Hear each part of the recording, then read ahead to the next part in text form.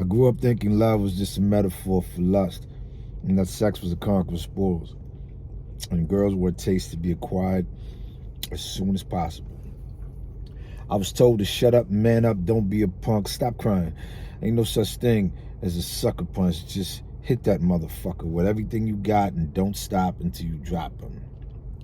My brother told me, Michael, you was a little nigga. Ain't no getting around that. You just got to fight, nigga. Fight. You ain't got to win. Just make sure they bring 2 ambulances, one for you and one for him. And when it's over, he gonna respect you. He ain't gonna never step to you again.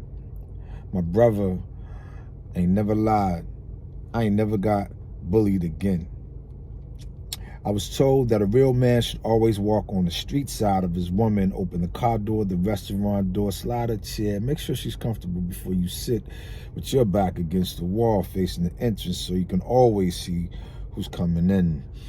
I was told the double dutch is a game them girls be playing. A real man should pay the whole tab, make sure she gets home safe, and then wait until she fishes the keys out the bottom of her bag and opens the door and shuts it behind her before you leave the scene. These were the Jews that were passed down to me by men who were once boys taught by men who were boys, who grew to be men, believing they were teaching boys to be men in their own image. It was all they knew.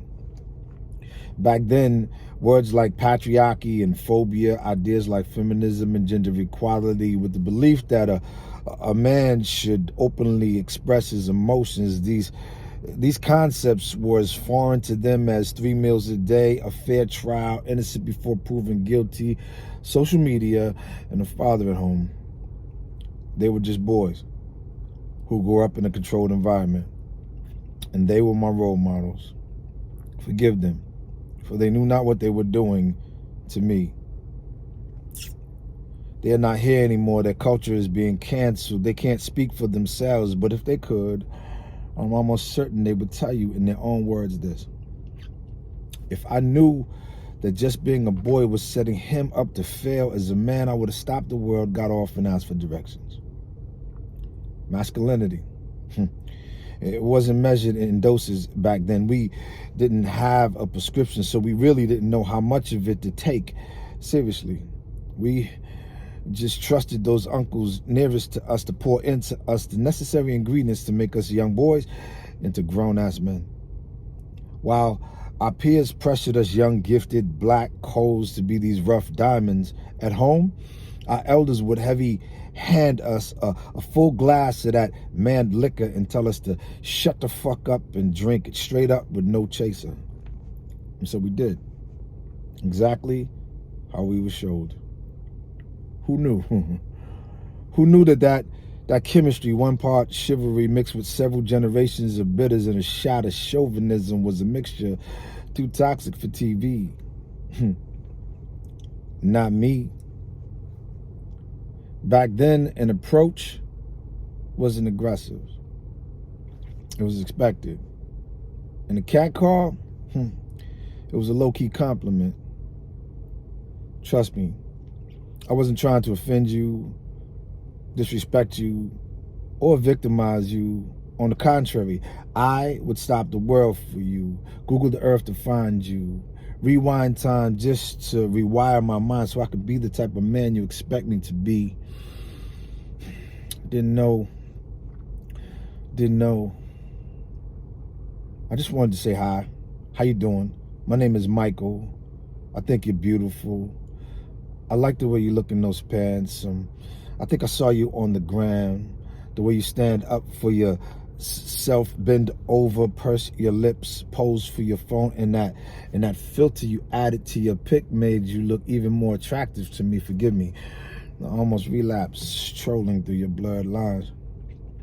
I didn't know if you was trying to be cute this time, pretty, sexy, erotic, pornographic, or just that bitch, as you say sometimes. I wish I was psychic. I wish I could read your mind. I wish I had wings. I'd fly above all this dialogue.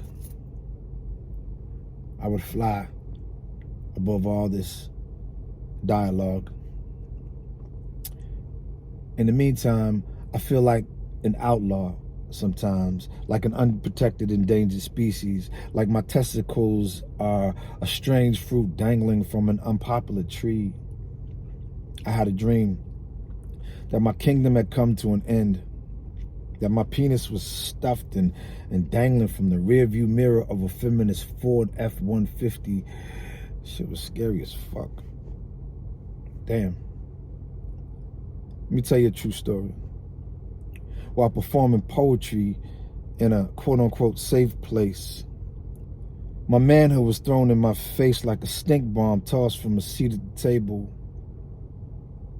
I was confused. I thought I had lined myself on the side of righteousness, but I learned something that night. I learned that bigots, racists, and assholes don't just come in male or white. They come in a rainbow of colors too. It's true. The bottom line, we all are human. Fools trying to be angels. And me, I'm just a boy who grew up in a controlled environment. And I swear, if I knew that just being a boy was setting me up to fail as a man, I would have stopped the world, got off, and asked for directions. Peace.